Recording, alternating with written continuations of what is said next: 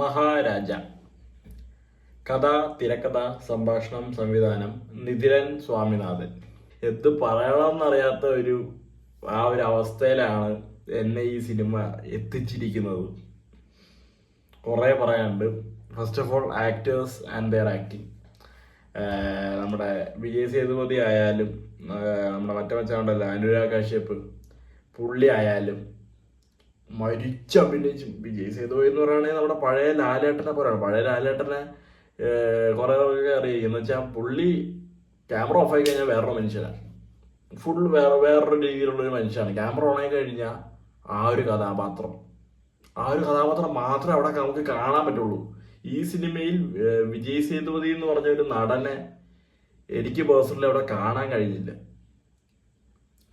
ആ ഒരു മഹാരാജ എന്ന് പറഞ്ഞ ഒരു കഥാപാത്രം വല്ലാണ്ട് നമ്മളെ സിനിമയിൽ ഇങ്ങനെ പിടിച്ചങ്ങ് ഇരുത്തിപ്പിക്കുന്നുണ്ട്. അത് ചുരുക്കം നായകന്മാർക്കേ പറ്റുള്ളൂ. അത് ഏറ്റവും വലിയ കാര്യം എന്ന് വെച്ചാൽ പടം കണ്ടതിൻ്റെ ഒരു അടിയിലേക്കാണ് ഞാൻ ഇപ്പോഴും. ഇപ്പൊ നിങ്ങൾക്ക് നോക്കിയാൽ അറിയാതെ സമയം നോക്കിയ ഒരു മണിയൊക്കെ കഴിഞ്ഞിരിക്കുകയാണ്. 10 മണിക്ക് ഷോയ്ക്ക് പോയിട്ടാണ് ഞാൻ വന്നത്. ഇത് നാളെ വീഡിയോ ഇടാന്നാണ് ഞാൻ ആദ്യം വിചാരിച്ചത്. പക്ഷെ എനിക്ക് എന്തെന്നറിയില്ല, ഇട്ടതിന് ശേഷം കിടന്നുറങ്ങിയാൽ മതി എന്നുള്ളൊരു ഫീലിലാണ് ഞാൻ ഇപ്പം ഇരിക്കുന്നത്, to be honest.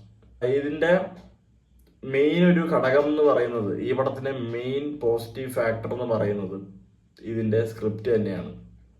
Nithilan Swaminathan കയ്യടി അർഹിക്കുന്നുണ്ട്.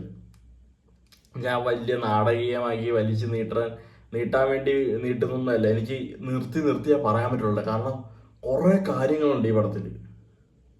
ആ സ്ക്രിപ്റ്റ് ആണെങ്കിലും ഫസ്റ്റ് ഹാഫ് ഒരു ഹൈയിലാണ് ഇരുന്നതെങ്കിൽ സെക്കൻഡ് ഹാഫ് എക്സ്ട്രീംലി ഹൈയിലേക്ക് പോയത് പോലെയാണ് എനിക്ക് പേഴ്സണലി ഫീൽ ചെയ്തത്.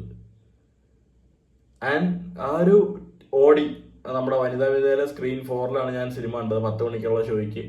ആ ഒരു ഓടി മൊത്തം ഫിൽഡായിരുന്നു. മൊത്തം ആൾക്കാരെ കൊണ്ട് നിറച്ചിരിക്കുകയായിരുന്നു.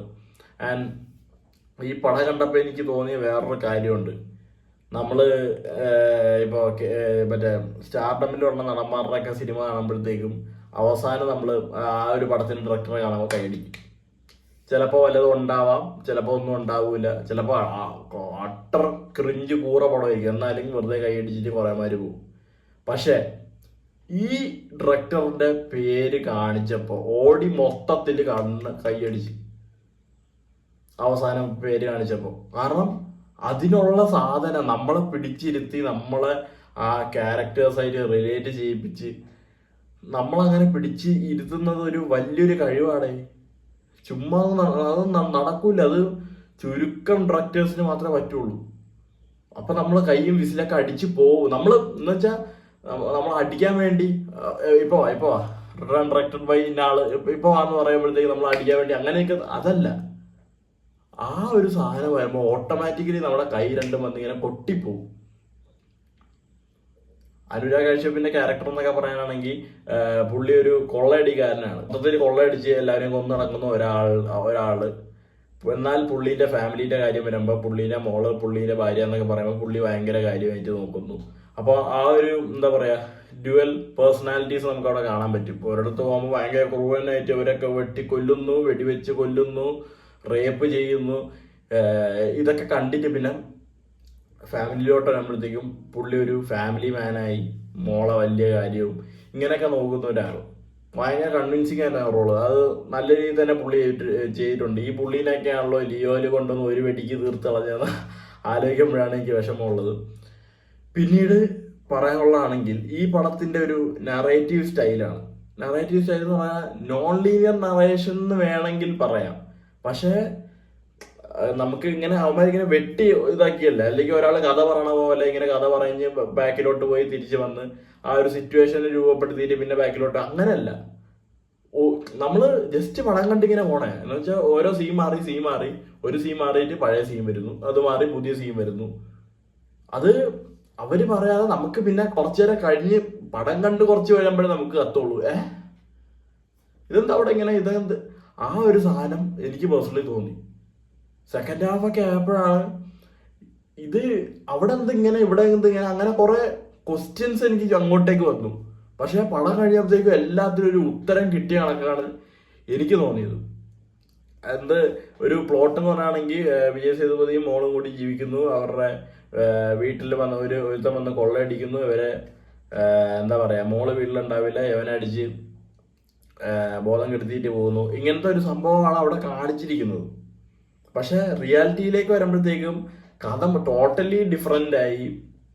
നടന്നതും മാറി, നടക്കാൻ പോകുന്ന കാര്യങ്ങളും മാറി. ആരാണിത്, എന്താണ് ഇത് ചെയ്യുന്നത്, എല്ലാം മൊത്തത്തിൽ പറഞ്ഞു. ഞാനിത് എനിക്ക് സത്യം പറഞ്ഞാൽ സ്പോയിലറാക്കി ഇത് വിസ്തരിച്ച് പറയണമെന്നുണ്ട്.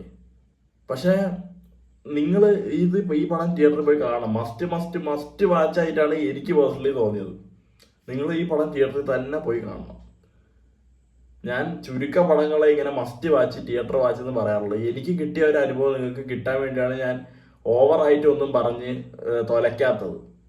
പിന്നീട് പറയാനാണെങ്കിൽ എന്താ പറയാ, ഈ കർമ്മ ഇസ് എ ബിച്ച് അത് ശരിക്കും കാണിച്ചിട്ടുണ്ട് പടത്തിൽ. നമ്മൾ എന്തൊക്കെ തൊന്തയില്ലാത്തരം കാണിച്ചാലും, സോറി ഇങ്ങനത്തെ വാക്കുകൾ ഉപയോഗിക്കുന്നത് സോറി, എന്നാലും എന്തൊക്കെ തൊട്ടിത്തരം കാണിച്ചാലും ഒരു കാലത്ത് എല്ലാത്തിനും തിരിച്ചടി കിട്ടിയിരിക്കും എന്നുള്ളതിന് വലിയൊരു എക്സാമ്പിൾ ആയിട്ട് ഈ പടത്തെ എടുത്ത് കാണിച്ചിട്ടുണ്ട്. ഈ പടം എന്നല്ല, കുറെ പടങ്ങളിൽ ഇങ്ങനെ കാണിച്ചിട്ടുണ്ട്. ഇതിന്റെ ക്ലൈമാക്സ് പോർഷൻ എന്ന് പറയുന്നത് എനിക്ക് ഭയങ്കര പ്രഡിക്റ്റബിൾ ആയിരുന്നു. ഞാൻ ഒരു പോയിന്റ് എടുത്ത് ഇവിടെ ഒരു ഡൗട്ട് അടിച്ചപ്പോൾ എനിക്ക് തോന്നി, അവിടെ ഒരു മിസ്മാച്ച് വന്നപ്പോൾ തോന്നി ഇത് ഇനി ഇങ്ങനെയൊക്കെ തന്നെ ആയിരിക്കും അവസാനം വരുന്നത്. എക്സാക്ട് ക്ലൈമാക്സ് എൻ്റെ ഉള്ളിലുണ്ടായിരുന്നു. സാറിന് ഞാൻ ഇങ്ങനെ ഊഹിച്ചെടുക്കാത്ത ഒരാളാണ്. പെട്ടെന്ന് എനിക്കിങ്ങനെ തോന്നി അത് തന്നെയായിരുന്നു. പക്ഷെ അത് ഒരിക്കലും എൻ്റെ ആസ്വാദനത്തിനെ അവിടെ ബാധിച്ചിട്ടില്ല. അതെനിക്ക് പറഞ്ഞേ തീരുള്ളൂ. ആൻഡ് ഇതില് ഒരു 3 പോലീസ് കഥാപാത്രങ്ങളുണ്ട്. തുടക്കമൊക്കെ നമ്മൾ കാണുമ്പോഴത്തേക്കും എന്തൊരു പോലീസാണ്, സ്ഥിരം പോലീസ്, കൈക്കൂലി, മറ്റേ പരാതിക്കാരനെ ചോദ്യം ചെയ്യല്, പരാതിക്കാരനെ തല്ലല്, ഇതൊക്കെ കണ്ടിങ്ങനെ പൊളിഞ്ഞിരുന്നിട്ട് ടുവേർഡ്സ് ക്ലൈമാക്സ് ഒരു സാധനമുണ്ട്. അത് കണ്ടപ്പോ ഇത് താണ്ട പോലീസ് എന്ന് പറയാൻ എനിക്ക് പേഴ്സണലി തോന്നി. ഒന്നും പറയില്ലടേ, കിട്ടില്ല പടം. ആൻഡ് ഡയറക്ടർ പുള്ളീന്റെ ഇതിന്റെ മുമ്പത്തെ പടം ഏതൊക്കെ ഞാൻ എടുത്തു, ഏതോ ബൊമ്മയാ, കൊരങ്ങ് ബൊമ്മ അങ്ങനെ എന്തോ പറഞ്ഞ സിനിമയൊക്കെ എടുത്തിട്ടുണ്ടെന്ന് എനിക്ക് ഏതാന്ന് പോലും അറിഞ്ഞൂടെ. ഞാൻ ഇന്നാണ് പുള്ളീന്റെ പേര് കേൾക്കുന്നത് തന്നെ, സോറി ബിഗ് സ്ക്രീനിൽ കാണുന്നത് തന്നെ. ഇതിന്റെ എഡിറ്റർ നമ്മുടെ ഫിലോമിൻ രാജാണ്, ലിയോ ഒക്കെ എഡിറ്റ് ചെയ്ത പുള്ളിയാണ്. ഇതിന്റെ ഒരു ക്ലൈമാക്സിന്റെ ഒരു സാധനം എന്നൊക്കെ പറയണത് നമ്മുടെ ജോജി ചേട്ടന്റെ ഈ ഇടയ്ക്ക് ഇറങ്ങിയ ഒരു പടത്തിന്റെ ഒക്കെ പോലെ നമ്മൾ ക്ലൈമാക്സ് കണ്ടിട്ട് വില്ലന് പോലും ഇങ്ങനത്തെ ഒരു അവസ്ഥ വരരുതെന്നുള്ളൊരു ഇത് ആയി പോകുന്ന ഒരു ക്ലൈമാക്സ് ആയിരുന്നു. ഏതാ സിനിമ ഞാൻ പറയുന്നില്ല, അത്രത്തോളം പോലും ഞാൻ അങ്ങ് വലിച്ചു നീട്ടി നിങ്ങളുടെ എന്താ പറയാ ഒരു എന്റർടൈൻമെന്റ് വാല്യൂ ഞാൻ കളയുന്നില്ല. ഒന്നും പറയില്ലേ, കിട്ടില്ല പടം മസ്റ്റ് വാച്ച് തിയേറ്ററിൽ പോയി കാണാൻ ശ്രമിക്കുക. ഒന്നും പറയില്ല. ബൈ.